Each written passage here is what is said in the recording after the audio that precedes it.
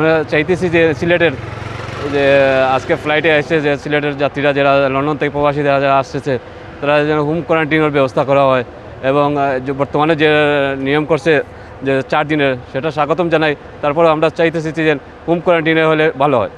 টাকা পয়সা অনেক ব্যাপার আছে, তাই জন্য আমরা হোম কোয়ারেন্টাইন হলে এগুলা অনেক ভালো।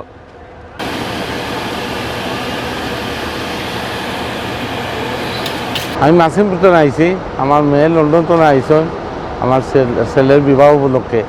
এখন যে সাইডে তারা তো নেগেটিভ রিপোর্ট হয়ে ফ্লাইট করছে, এটা যদি বাসার কোয়ারেন্টাইন হইতো আমরা আরও খুশি হইতাম। এখন 60 দিন হয়েছে, 60 দিন বাদে তারা আবার পরীক্ষা করিয়া বাসার যেতে পারবা, আমরা খুশি আছি। তবু 60 দিনও তুলিয়া যে নেগেটিভ রিপোর্ট আছে তারা বাসাতে গেলে কি সবাই খুশি হইতো। একজনের ফ্লাইট করিয়া আইলো এত টাকা গেল, আবার হোটেলে আইয়া খরচ দেওয়া অনেকের লাগে এটা বিরাট বোঝা হইয়া দাঁড়ায়। এর লাগে এই জিনিসটা যদি নেগেটিভ রিপোর্ট থাকে তাইলে বাসাত কোয়ারেন্টাইন দেওয়া উচিত।